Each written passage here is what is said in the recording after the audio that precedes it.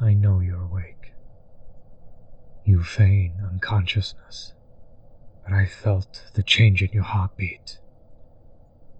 I feel your pulse as if it were my own, quickening as you take in your circumstances.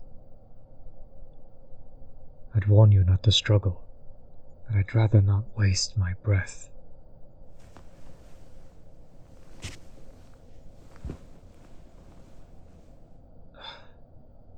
As expected, feel free to wear yourself out. The sooner you do, the sooner we can get on with this. You're not going anywhere.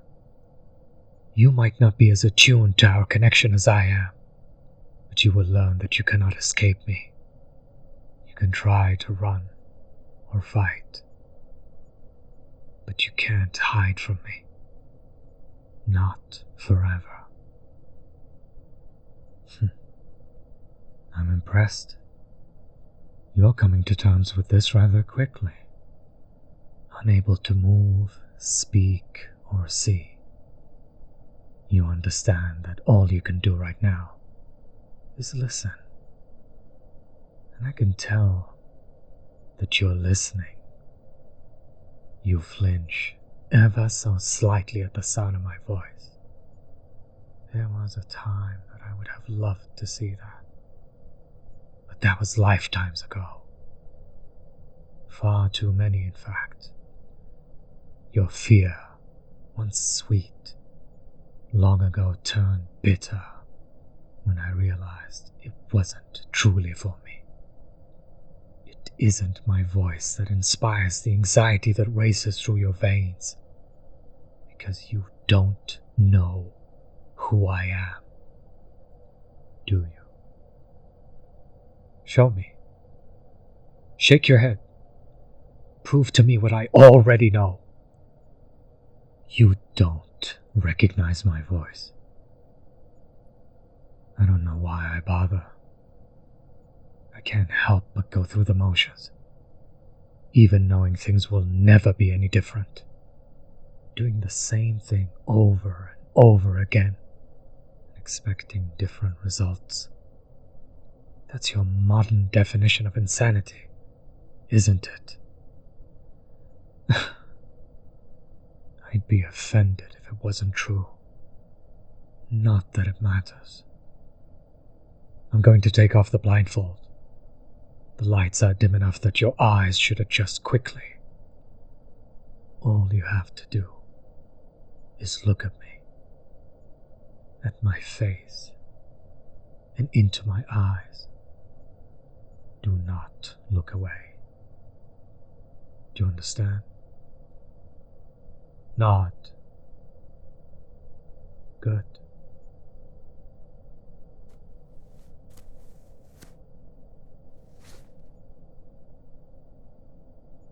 Well? Nothing. I shouldn't be surprised. And I'm not. Not really. But it still stings to see that I've never managed to leave a lasting impression. After all, I always know you, despite your different faces. Each face supposedly unique. However, the same expressions make them all blur together. I've watched tears carve themselves down a dozen versions of your cheeks, seen confusion etch a line between any number of brows, and witnessed a terror that colors your eyes, regardless of their natural hue. That said, this you almost feels different. Perhaps it is only my motivated perception. Am I so eager to change the narrative that I'm willing to paint over reality itself? Again, not that it matters. Everything will be different this time. I'm going to make sure of it. I don't know whether I can convey the weight of the situation with mere words, but I have no better alternative. I suggest you listen closely, because I'm going to tell you our story, and when it is over, I'll make you an offer. You look almost curious. I admit, I find that interesting, not something I'm used to seeing from you. Not that you have had ample opportunity. But to answer that questioning look, yes, I did say our story. Countless retellings, and they always end the same. However, for now, I want to focus on the beginning. I know this will be difficult to take in. I want you to listen, but I also want you to understand. I will explain everything, but I know you will have questions. If I remove your gag, are you going to make me regret it? So desperate. I know. I shouldn't hold it against you. And yet, seeing you shake your head so emphatically, it is hard to equate this pathetic version of you with the one I remember. But then you always were weak, if in different ways. It almost makes me pity you. Regardless, if you choose to make a nuisance of yourself, I will leave you down here, alone and in the dark. I assure you that I am the only one who will hear you, and I have no interest in standing around for a tantrum. Once, I relished your screams, but your pain no longer holds any particular value to me. I have heard you beg and cry, and I promise, none of it will sway me.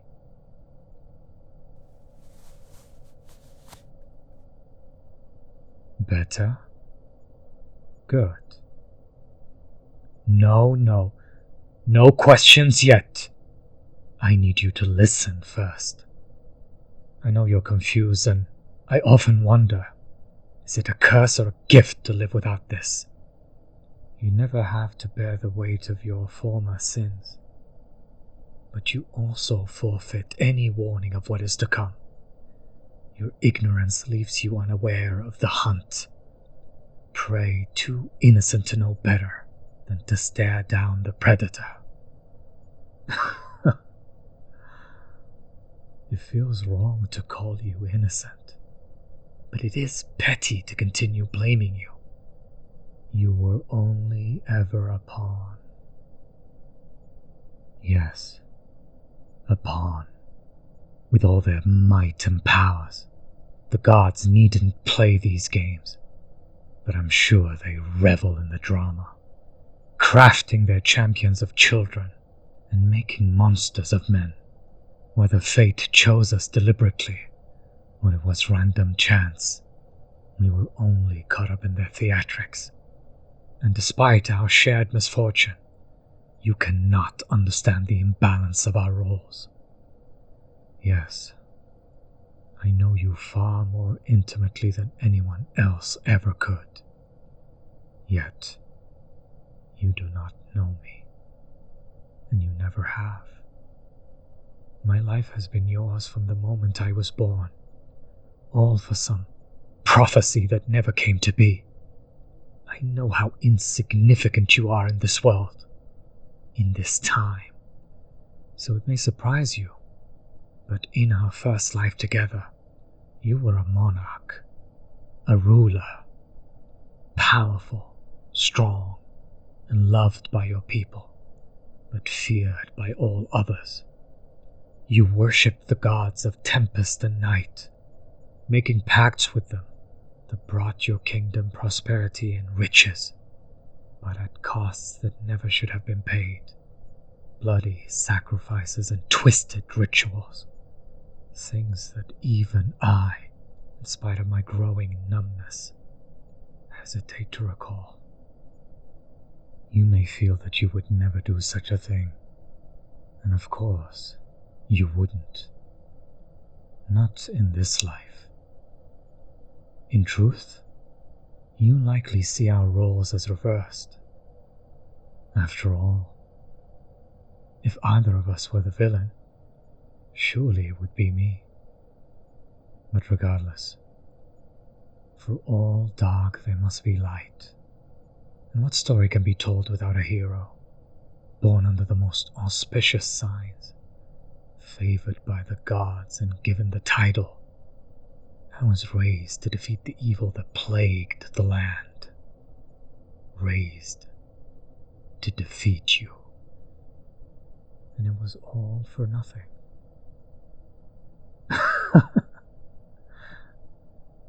Because you died. Simply. Stupidly. A supposed accident.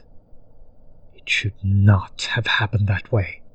You did not deserve something so quick, so clean, so easy. And I did not deserve to have everything ripped away alongside you. You cannot understand this, but everything was for you. I had no friends, no family, only mentors and ministry. After all, I had been raised up for that singular duty. They promised that I was chosen, gifted, blessed with a divine purpose, and it was one that could not afford mortal distractions. And righteous honor or not, it was all consuming. I was never allowed rest. Every day, every hour, every moment of my life was devoted to you. And then it was over. Everything I had worked for, everything I had trained for, all snatched away, and I was rendered useless. I had nothing outside of you. I was no one without you. You were everything to me, and you never even knew my name. I was left alone to wander. I was so lost. A ship set adrift on a sea of sand, rowing with all my might, but only sinking, slowly burying myself for all my efforts. You plagued my every waking moment, and even still gave me no respite at night, visiting in my dreams, close enough to taunt me, but consistently out of reach. Your voice was a constant whisper, accompanying the breeze. Your laugh, the echo of a crowd, never truly there, but all the same, impossible to escape. You, or rather, your absence. It was driving me mad. I couldn't go on. And so, I cursed the gods for taking your life when it should have been mine to claim. I cried out to them. I begged for the opportunity to prove myself. I swore to kill you 1,000 times over, if given the chance. It was a foolish thing to do, but I was a little more than a foolish child, grown in many ways, but stunted in far more important ones. I was short-sighted, hot-headed, and after such a betrayal, I did not believe the gods would hear me, let alone honor my request. And so, you are reborn innocently, with no memories of me, our past, or our connection. But I cannot die until my pact is fulfilled. 1,000 deaths, 1,000 lives. And throughout it all, our connection is a fucking leash, dragging me toward you. Whenever you are on this god-forsaken planet, and here, so close to you, every molecule in my body is screaming at me. to put an end to it. It would be overwhelming if it wasn't so soothing to finally feel something real.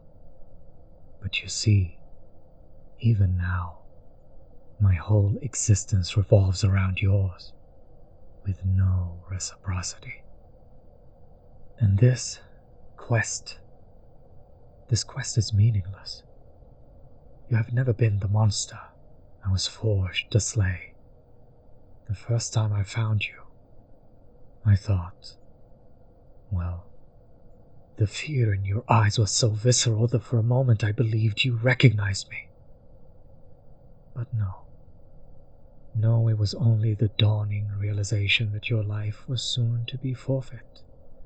The desperation that comes with being forced to confront your mortality. The same desperation that I see in you now. Even caught off guard, you put up a good fight, and I thank you for that. But the victory was nevertheless all too hollow, because it is pointless to avenge that history. I've taken the time to watch you. I've searched for any trace of the villain I once knew. But there's nothing.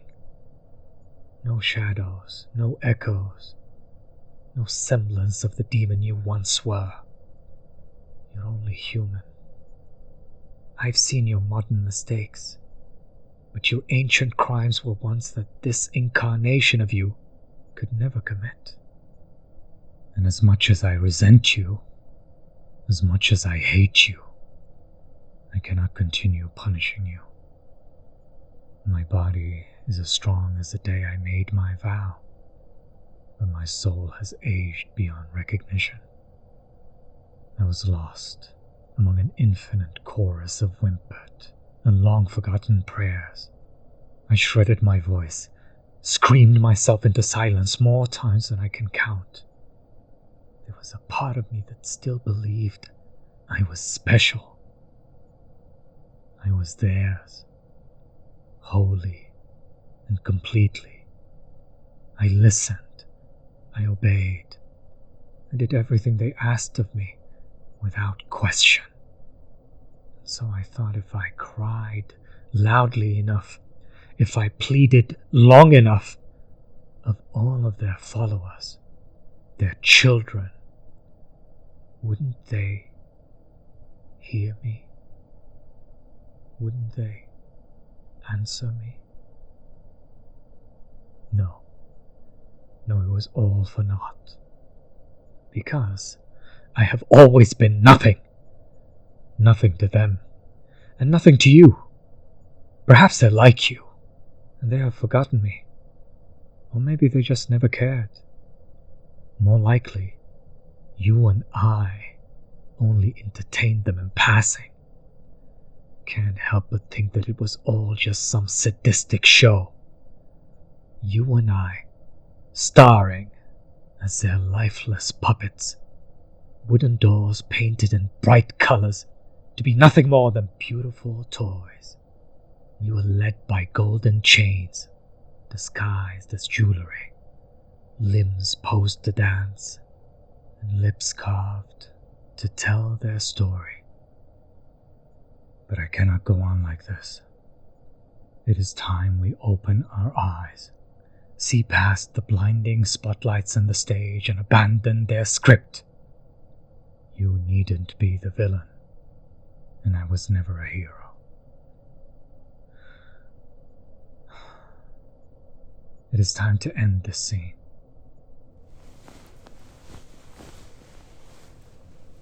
Not like that. There's no need to panic. Haven't you been listening? It would be futile to just kill you. I told you. I'm here to make you a deal. I need you. With every passing day, I fear that I will forget you. I won't feel our connection the next time you are reborn. And if I lose you again, what will become of me? Because in the millennia that have followed my foolish bargain, do you know how many times I've found you, No.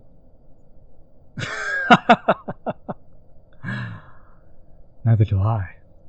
Not anymore. Somewhere along the way I lost count. It sounds so detached to say it like that. So cold. But I can't help the numbness. At first it was easy. My passion almost had a life of its own. A raging inferno that left no room for darkness or uncertainty. But that was when I believed there was a purpose to all of this. And even those vibrant memories are growing vague. You don't understand. And of course you don't. You don't know what it's like. You don't understand that it's so simple. When I find you, you can't sense it. But I can. When you're here with me, and I can feel you like this. I know it's you. But when you're gone, it's become all too easy to question everything. There is a microsecond of pure silence after your death. The most fleeting taste of freedom. Before I feel your tether anew. But even that starts off so small, so indistinct.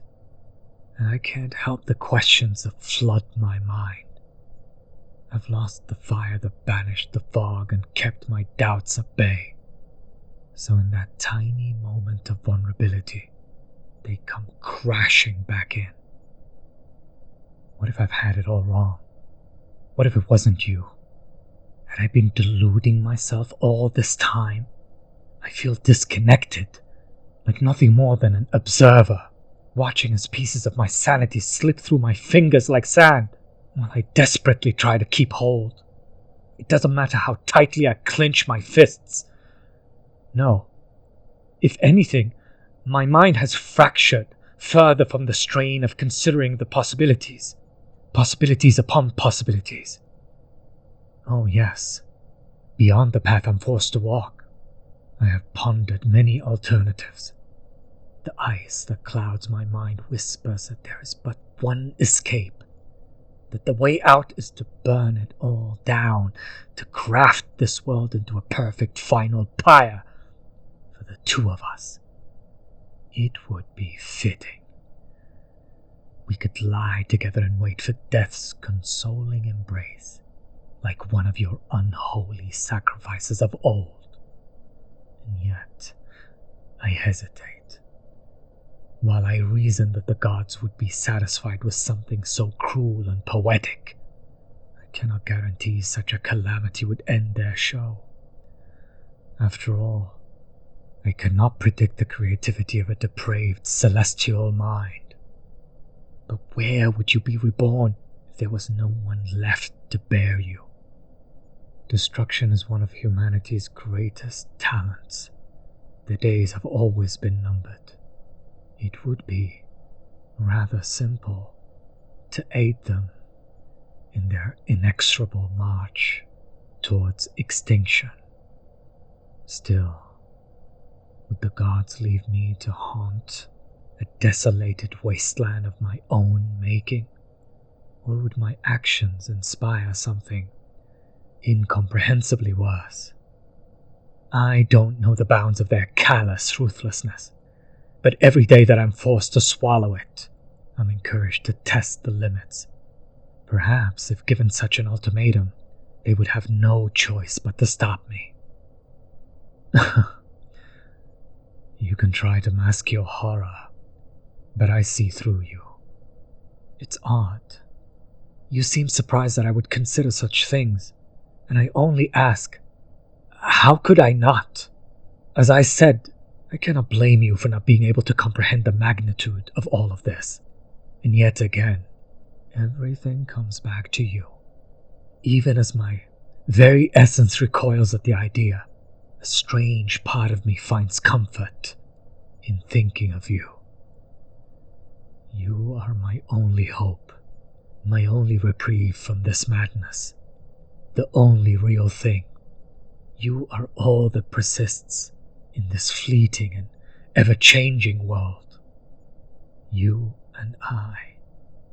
So what does anything else matter? I have spent so long by myself, consumed by my twisted loyalty, but I never thought to ask it in return. And so, we come to my offer. You've been more patient than I expected. Perhaps your fear has kept you paralyzed, or perhaps a part of you can feel the truth in my words, through our bond. Either way, I have spent enough time on explanations. Now I want an answer. Only an answer. No pleas, no arguments. Do you understand? I want to give you a choice. Work with me this time. Help me find a way to break this curse. Or what?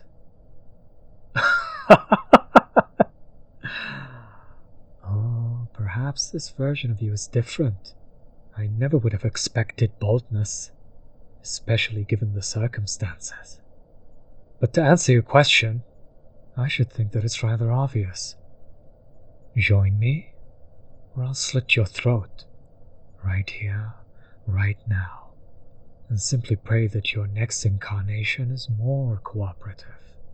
Surely the gods would grant me that small boon. I have nothing to lose but time, and it shall be lost either way, as all things until spent have no value. The years are worthless to me. You, on the other hand, the stakes are far higher for you, not just in this life, but each one following. Help me find a way out, or I will drag you through this hell with me. You will die at the end of every lifetime, but should you refuse me, I will make that death slow.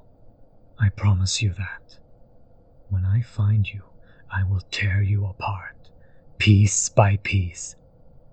I will break you in every way I know how. I will carve pain so deep that your very soul will bear the scars.